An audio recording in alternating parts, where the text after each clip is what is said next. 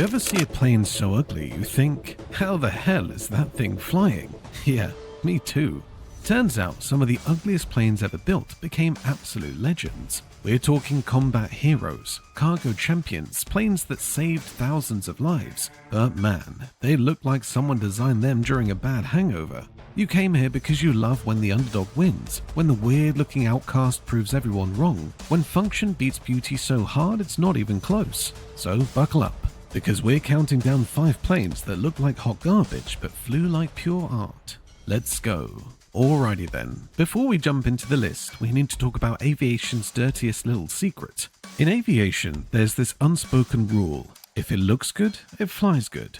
Well, that's complete garbage. Here's the truth: aerospace engineers don't get bonus points for pretty. They get judged on one thing: does it work when lives are on the line? And when you're designing a cargo plane that needs to haul 250 tons across an ocean, or a fighter jet that has to survive being shot up and still fly home, beauty doesn't make the requirements list, survival does. See, marketing departments love sleek planes, magazine covers love elegant curves, but pilots love the chunky, weird-looking beast that brings them home alive. Think about it like this: you can drive a Ferrari that looks amazing but breaks down every other week, or you can drive a beat-up Toyota with 300,000 miles that starts every single morning. Which one are you trusting for a cross-country road trip? Exactly. I talked to a retired Air Force pilot once, asked him which plane he loved flying most. You know what he said? The A-10 Warthog.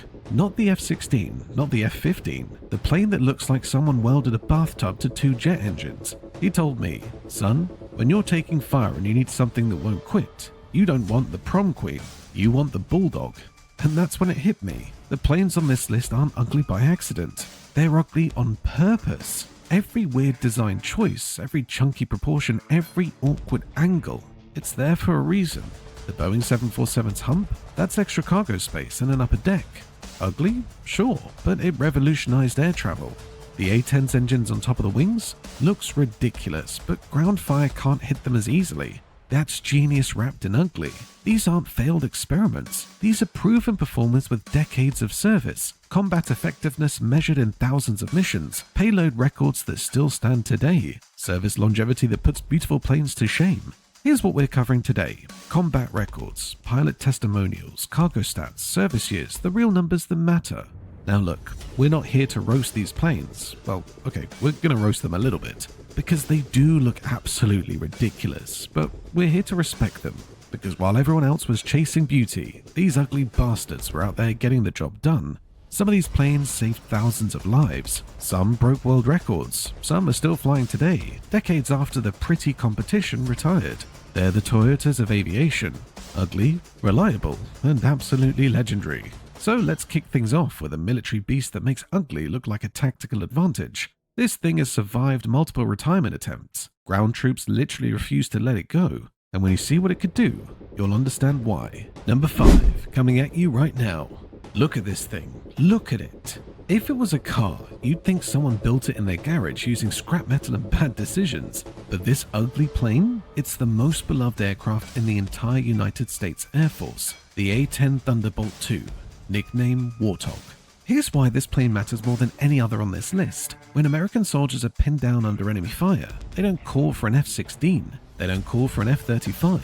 They call for this. Because the A-10 doesn't just show up, it saves lives. The Air Force has tried to retire it multiple times. You know what happened? Ground troops, congressmen, even generals who've never flown it stood up and said absolutely not. Because ugly doesn't matter when you're the difference between soldiers coming home or not. Most planes are designed to look good, then engineers figure out how to make them work. The A-10 was designed backwards. They started with a gun. Not a plane, a gun. The GAU-8 Avenger. 7 barrels, fires 3,900 rounds per minute. Each bullet is the size of a beer bottle. This weapon is so powerful, when it fires, it actually slows the plane down from the recoil. Imagine strapping a freight train's worth of firepower to a lawnmower and trying to make it fly. That's the A-10. So engineers said, okay, we've got this monster gun. Now let's build a plane around it that won't fall apart. Every single decision choice about that was about survival. Not beauty, survival. Let's talk about why this plane looks so weird. Those engines, they're mounted on top of the fuselage. Nobody does that. Know why? Ground fire. When you're flying low supporting troops, enemies shoot up at you. So the A-10's designer put the engines where bullets can't reach them. The fuselage blocks the shots. Ugly? Yes. Genius? Also yes. Those chunky straight wings? They look ancient, like something from World War II. That's because they're designed for low-speed maneuverability. The A-10 doesn't zoom around at Mach 2. It loiters. It circles the battlefield at 300 miles per hour, slow enough to actually see targets and hit them accurately. Those outdated wings that let it turn tighter, fly slower, and stay over the battlefield longer than any fast jet can? Here's my favorite part. The pilot sits inside a titanium bathtub. I'm not joking. There's a literal bathtub made of titanium armor surrounding the cockpit. It can take direct hits from 23mm cannon fire, the most common anti-aircraft weapon, and the pilot walks away. I watched an interview with a pilot who took a surface-to-air missile hit in Iraq, blew half his wing off, shredded his hydraulics. He flew 300 miles back to base on one engine, landed with manual controls, and the ground crew found over 400 holes in his plane. He got out without a scratch because of that titanium bathtub. Now here's what you need to understand. The A-10 wasn't accidentally ugly. It was designed to be ugly. Every feature people call a flaw is actually a tactical advantage. Engines on top, can't be shot down easily. Straight wings, better low-speed control. Low speed, more accurate targeting. Big chunky body, room for more armor and ammunition. That weird landing gear sticking out makes emergency landings on rough terrain possible. The A-10 is the ultimate proof that ugly is a choice, and sometimes it's the right choice. It's like a bulldog. Nobody's putting a bulldog on a fashion runway, but when you need something tough, loyal, and absolutely relentless, you get a bulldog. Okay, let's talk performance, because the stats are insane. Desert Storm, 1991. The A-10 flew over 8,000 combat sorties. That's 8,000 missions in one conflict. It destroyed more tanks, armored vehicles, and artillery pieces than any other aircraft. Not even close. Multiple documented cases of A-10s flying home with one engine, half a wing missing, most of the tail shot off, landing gear destroyed. One pilot landed with a 7-foot hole in his wing. The ground crew could walk through it. And here's the crazy part. Pilots who've flown F-16s and F-15s, the cool fighter jets, they request A-10 assignments. Why? I'll let a pilot explain that. This is from a pilot who flew both F-15s and A-10s. He said, "It's not fast, it's not stealthy, it's not pretty. But when you're pinned down and that ugly bastard shows up, it's the most beautiful sound you'll ever hear." That sound he's talking about? The GAU-8 firing. Ground troops call it the sound of freedom. It's like a chainsaw from hell tearing through metal. When you hear that, you know the enemy's about to have a very bad day.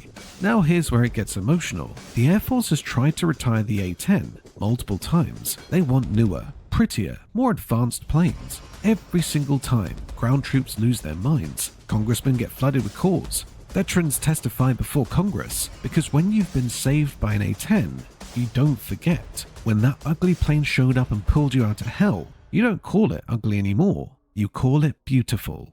As of now, the A-10 is still flying, still saving lives, still refusing to retire gracefully, because some planes are too legendary to let go, even if they look like they were assembled by a blind welder with a grudge. So there you have it. Number 10, the A-10 Warthog. Built around a gun, designed for survival, ugly as sin, absolutely legendary. It's proof that when you're too busy saving lives, nobody cares what you look like. Alright, let's move on to number 4, the Boeing 707. Now, I want you to really look at this thing. That flat nose, the boxy profile, those straight lines. It looks like someone designed a building, then accidentally made it fly. And this ugly brick, it changed the entire world. Before the 707, flying across the country took forever. We're talking propeller planes, loud, slow, bumpy as hell. You'd sit in a cramped cabin for 12 hours listening to engines roar while the plane vibrated like a massage chair from hell. Airlines needed something faster. Passengers demanded something better. The entire aviation industry was at a turning point. Get it wrong, and commercial aviation stays slow and miserable.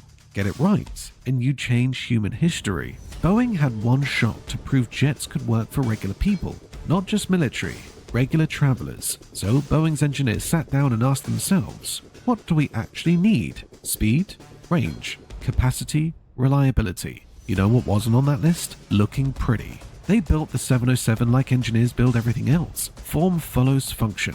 Make it work first, Worry about beauty, never. It's like comparing a sports car to a delivery truck.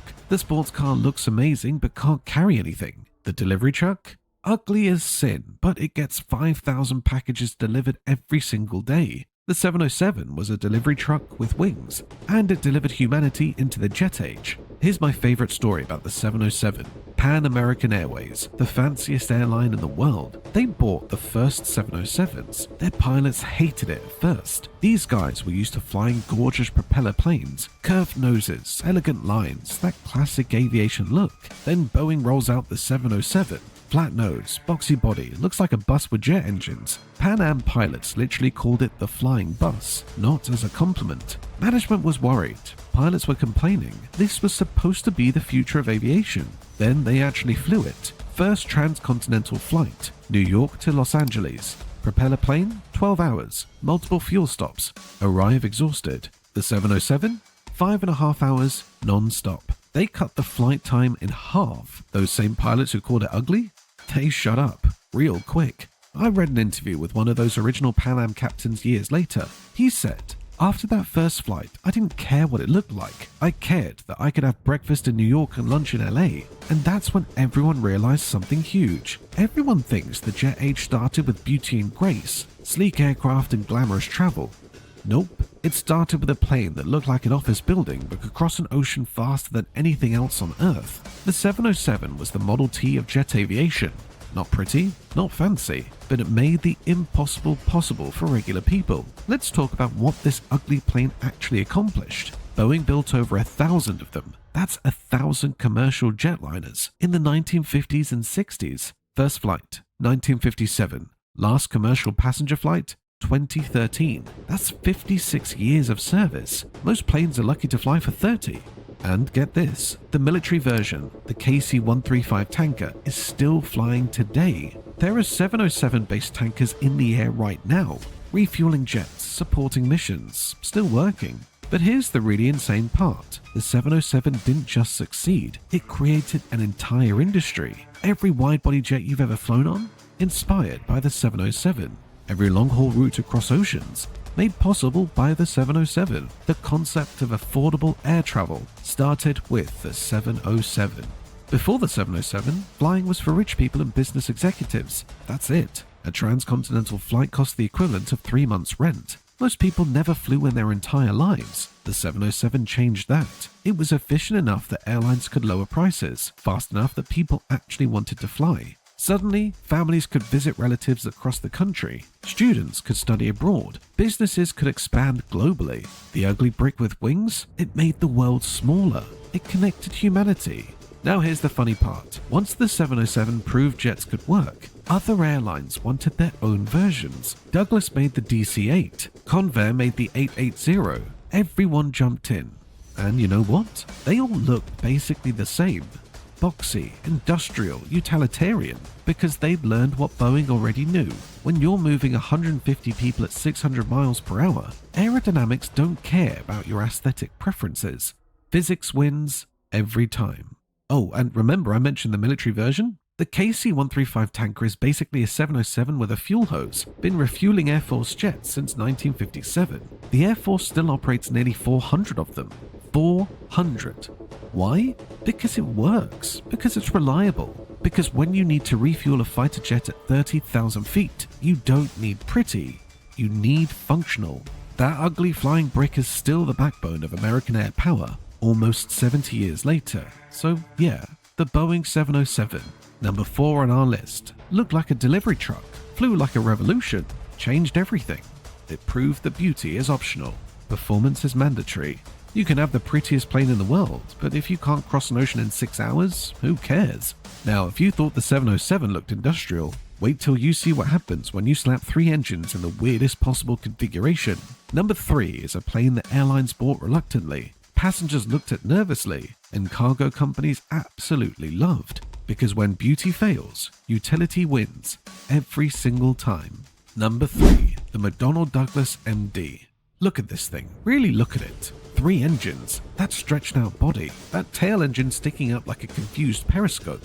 It looked like someone started designing a plane, got distracted halfway through, and said, good enough. The aviation world called it a failure. Passengers avoided it, airlines dumped it, and then something weird happened. It became one of the most successful cargo planes ever built. Late 1980s, McDonnell Douglas is in trouble. They're losing market share to Boeing and Airbus. They need a wide-body jet that can compete fast. So they take their old DC-10, stretch it, add some upgrades, slap a new name on it, and call it the MD-11. But here's the issue. By the time they finished, the competition had moved on. Boeing had the 777, 2 engines, more efficient, way prettier. Airbus had the A330, same deal. The MD-11 with its 3 engines looked outdated on day one. For McDonnell Douglas, this was their last shot. Get it right, or the company dies. Spoiler, the company died anyway. But the plane? It refused to quit. Passenger airlines took one look at the MD-11 and said, no thanks. It burned too much fuel, had 3 engines instead of 2, more maintenance. And honestly, it looked weird. Imagine showing up to a sports car race in a station wagon. That's what the MD-11 felt like competing against the 777. But then FedEx showed up. FedEx didn't care about passenger support. They didn't care about fuel efficiency per seat. They didn't care what it looked like. They cared about one thing. Can you haul a massive amount of cargo across an entire ocean without stopping? The MD-11?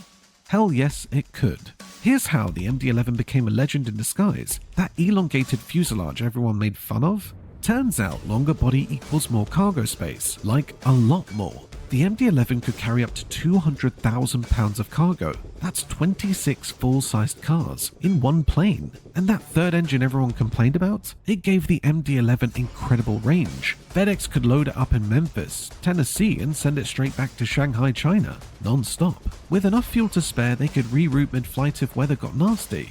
I talked to a former FedEx cargo pilot who flew MD-11s for 15 years. He told me, passengers hated it because it looked weird. We loved it because it never let us down. He said in all of years flying that ugly duckling, he never once had to divert for mechanical issues.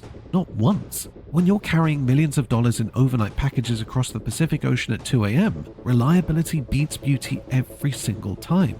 So here's what the aviation industry got wrong about the MD-11. Everyone looked at passenger sales and said commercial failure, but that's only half the story. The MD-11 wasn't a failure. It just found its true calling where looks don't matter and performance does. It's like being told you're good enough for the Olympics, then going on to win 20 straight championship titles in a different sport. Still a winner, just took a different path. Passenger airlines retired their MD-11s by the early 2000s, but cargo airlines, they bought more.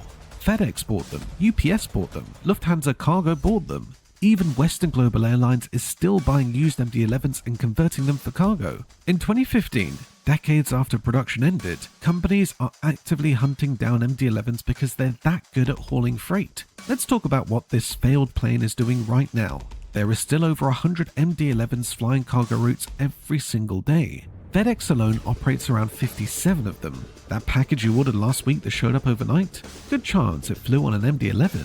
These planes are crisscrossing the planet. Memphis to Paris, Hong Kong to Anchorage, Dubai to New York. Some of these MD-11s have been flying for over 30 years.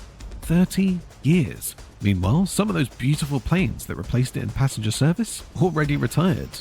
Already in the scrapyard. The ugly duckling outlasted the swans. Okay, let's talk about why it looks so awkward. That elongated fuselage makes it look stretched, like someone grabbed both ends and pulled. Pilots and ground crews called it the pregnant whale, and honestly, fair enough. Then there's that third engine mounted in the tail, just sticking up there, looking lost. But here's the thing, that engine placement wasn't a mistake. Having one engine in the tail and 2 under the wings, it gave the MD-11 better weight distribution for cargo loading. You could load the plane front to back more evenly, made it more stable, safer. Every weird design choice had a reason. Engineers don't make planes ugly for fun, they make planes ugly because physics demands it. Here's the fascinating part about the MD-11. As a passenger plane, it was rough. The cabin was loud. The 3-engine configuration meant asymmetric thrust. Pilots had to work harder. Fuel costs were high. American Airlines retired theirs in 2002. Delta dumped theirs by 2005. KLM said goodbye in 2014. But cargo airlines looked at the exact same plane and saw something completely different. They saw massive payload capacity. They saw transoceanic range. They saw unproven reliability. UPS bought 60 MD-11s. not 6, 60. Because when you're shipping packages, nobody cares about cabin noise. Nobody cares about passenger comfort. Nobody's taking Instagram photos of your cargo hold. They just want their stuff to arrive on time. And the MD-11 delivers. Literally. So there you have it. Number 3. The McDonnell Douglas MD-11. Looked like a stretched out mistake. Called a commercial failure, became a cargo legend. It proved that failure is just perspective. Passenger airlines saw a dated design. Cargo companies saw a workhorse. Sometimes the perfect tool for one job is completely wrong for another. The MD-11 just had to find where it belonged. And where it belonged was hauling your Amazon packages at 35,000 feet while looking absolutely ridiculous doing it. Now, if you thought 3 engines was a weird choice, wait till you see what happens when you say screw it and bolt on 6. From 3 weird engines to 6 absolute units, let's talk about the cargo plane that made chunky a superpower. Because when you need to carry a space shuttle on your back, aesthetics go straight out the window. Number 2 is coming up next, and trust me, you're not ready for how massive and weird this thing is. The Antonov An-225 Mriya. Okay, deep breath. 6 engines, twin tails, landing gear with 32 wheels. This thing doesn't look like a plane. It looks like someone built an apartment building, added wings, and said, yeah, that'll fly. And the absolutely insane part? It did fly. Better than most normal-sized planes. This was the largest, heaviest aircraft ever built. And when I say largest, I mean it makes a Boeing 747 look like a toy. 1980s, Cold War, Soviet Union. The space race is still going strong. The Soviets built their own space shuttle called Buran. Massive thing. Had to transport it from the factory to the launch site. But here's the issue. Buran was too big to transport by truck, too heavy for trains, and obviously you can't fly a space shuttle on its own. So Soviet engineers asked themselves, can we build a plane big enough to carry a space shuttle on its back? The answer was, that's completely insane. Let's do it. Get it wrong, and you've wasted billions of rubles on a plane that can't get off the ground. Get it right, and you've broken every aviation record in history. Spoiler, they got it so right, the rest of the world couldn't believe it was real. The Antonov Design Bureau looked at this challenge and said, we're going to need a bigger plane. So they took the AN-124, already one of the largest cargo planes ever built, and said, let's make it bigger. Stretched the fuselage, added 2 more engines, built a second tail because one tail wasn't strong enough. Imagine taking a school bus, stretching it to the length of a city block, bolting 6 motorcycle engines on it and expecting it to fly. That's basically what they did. The result? A plane so big it had its own weather patterns when it took off. I'm not joking. The turbulence from this thing was so massive, other planes had to wait 15 minutes after takeoff before using the same runway. May 13th, 1989. The An-225's moment of truth. The Soviet space shuttle Buran, which weighs 62 tons, is strapped to the top of this massive plane. Spectators and engineers are watching. Most of them think this is about to be the most expensive crash in aviation history. From the ground, it looked impossible. This bulbous 6-engine monster with a space shuttle on its back. The engines spool up, all 6 of them. The sound is unreal, like thunder that won't stop. And then it lifts off. No struggles, not barely makes it. Lifts off, clean, powerful, like it was built to do exactly this. I watched an interview with one of the engineers who designed it. He was crying on the tarmac, not because he was happy, but because he literally couldn't believe the math worked. Engineers called it a triumph of Soviet engineering. The rest of us called it the giant pregnant sky whale. Here's what the An-225 taught the aviation world. Most people think bigger planes need to look sleeker, more aerodynamic, more elegant. Wrong. The An-225 proved that bigger just means you stopped caring about opinions and focused on physics. You need 6 engines? Install 6 engines. You need 2 tails? Build 2 tails. You need 32 wheels because one landing gear can't handle the weight? Put 32 wheels. Every single bizarre design choice was about one thing, making the impossible possible. It's like building a bridge. Nobody cares if it looks pretty. They care if it holds up when 1,000 cars drive over it. The An-225 was aviation's bridge. Ugly, functional, and absolutely essential.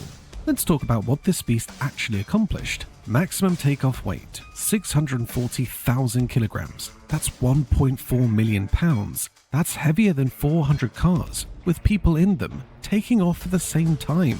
Could carry 250 tons of cargo internally. Picture this, you could fit 50 full-sized SUVs in its cargo hold, with room to spare. Wingspan, 88 meters. That's longer than a football field is wide. Stood for 18 meters tall off the ground. That's a 6-story building. Heaviest aircraft ever flown. Check. Largest wingspan of any operational aircraft? Check. Carried the heaviest single cargo item ever transported by air? Check. In 2009, it carried 4 main battle tanks plus additional cargo. Total weight, 247 tons in one flight. No other plane on Earth could do that. Not even close. Here's the thing about the An-225. Only one was ever completed. One. That meant every time it flew, it was an event. Aviation enthusiasts would track its flight path online. People would drive to airports just to watch it land. When it flew overhead, you didn't just hear it, you felt it. The ground vibrated. Car alarms went off. It was like a rolling earthquake in the sky. Ukrainian pilots called it Mriya. In Ukrainian, that means dream, because that's what it represented. The dream that humans could build something so impossibly large and make it soar.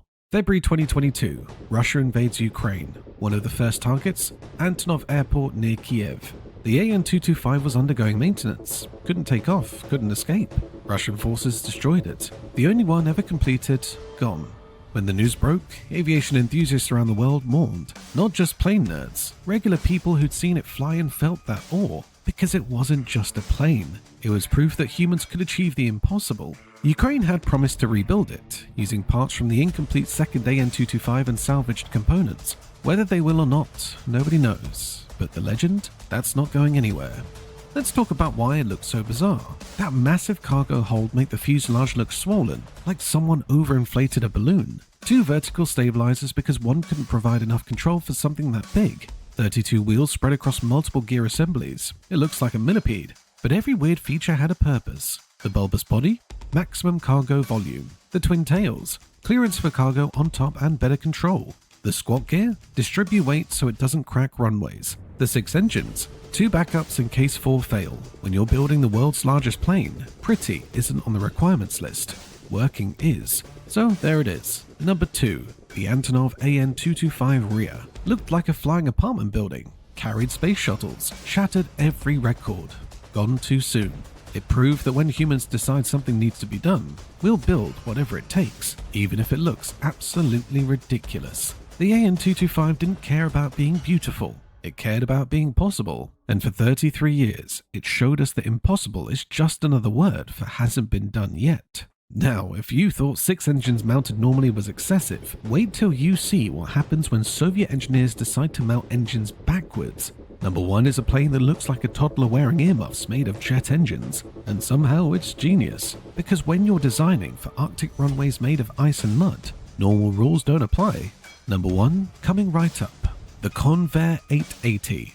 Look at this little guy. Short wings, stubby body. Looks like someone took a normal jet and compressed it in Photoshop. It looks like the result of someone sitting on a plane and going, oops. But here's the thing about this squashed-looking aircraft. It was the fastest commercial jetliner on the planet, and airlines still didn't want it. Late 1950s, the jet age just started. Boeing's got the 707, Douglas has the DC-8. Both planes are fast, both are selling like crazy. The commercial jet market is heating up, so Convair looks at this and says, you know what airlines need? Faster. They decide to build the fastest commercial jet ever made. Faster than Boeing, faster than Douglas, faster than anyone. They invest millions, they hire the best engineers, they push the limits of jet engine technology. Get it right, you dominate the market. Get it wrong, you've built an expensive mistake. Spoiler, they got the engineering perfect. Everything else? Total disaster. Convair's engineers had one goal. Make it fast. Shorter fuselage means less weight. Smaller wings mean less drag. More powerful engines mean more speed. They succeeded. The A-80 could cruise at 615 miles per hour. That's faster than the speed of sound is slow. Imagine building a sports car that can do 200 miles per hour, except you built it in 1960, and it seats 100 people, and it flies. For its time, this was insane speed. Nothing else in commercial aviation came close. But to achieve that speed, they had to make compromises, and those compromises made it look weird. Delta Airlines bought a bunch of these. Their pilots took one look at it and thought, this thing looks ridiculous. Then they flew it. That stubby little plane launched off the runway, climbed like a rocket, cruised at speeds that made other jets look slow. Delta pilots started calling it the hot rod. I found an interview with a retired Delta captain who flew the 880 for 5 years. He said, "That plane was like driving a Corvette after years of driving station wagons. It wanted to go." He told me you could feel the power, the way it accelerated down the runway, the way it climbed, the way it ate up miles. Every pilot who flew the 880 loved it, absolutely loved it. Airlines? Not so much. Here's where the story gets depressing. Airlines looked at the 880 and said, "Yeah, it's fast, but it's also ugly, expensive to maintain, and burns way too much fuel." Passengers didn't care about speed, they cared about ticket prices. Nobody's paying extra to arrive 30 minutes earlier if the plane looks like someone stepped on it. The Convair 880 proved that being the fastest doesn't matter if you don't look the part. Marketing beats engineering every single time. Which is honestly depressing as hell. It's like inventing the best smartphone ever made, but making it look like a brick. Nobody's buying it, no matter how good the specs are. The 880 was an engineering masterpiece that the market rejected because it looked weird and airlines wanted efficiency over performance. Let's talk about just how badly this played out. Total built, 65. That's it. 65. Boeing built over 1,000 of the 707. Douglas built hundreds of the DC-8s. Convair built 65 and called it quits. The program lost hundreds of millions of dollars, nearly bankrupted the entire company. Delta operated them and TWA had a few, but that was basically it. By the early 1970s, most were retired, less than 15 years of commercial service. Fastest commercial jet until the supersonic era? Yes. Successful? Not even close. So why did it look so compressed? Short wings. Convair used a thinner, shorter wing to reduce drag and increase speed, make the plane look like it had stubby little arms, like a T-Rex trying to be an airplane. Shorter body to save weight. Every foot of length removed meant more speed, but it threw off visual proportions. It looked squashed, stubby, unfinished. 4 engines mounted on the wings, but they looked too big for the short wings. It looked like someone designed a plane then shrunk it by 20% and forgot to resize the engines. Every weird design choice was about speed, but speed doesn't photograph well when the plane looks like someone sat on it. But here's what kills me about the 880. Every single pilot who flew it said the same thing. It was the best plane they ever flew. One captain told a story about racing a storm from Chicago to Miami. The 880 outran the weather system, just left it in the dust. Responsive controls, powerful engines, smooth at high speeds. A TWA pilot once said, "Flying the 880 was like driving a sports car. Flying everything else was like driving a minivan."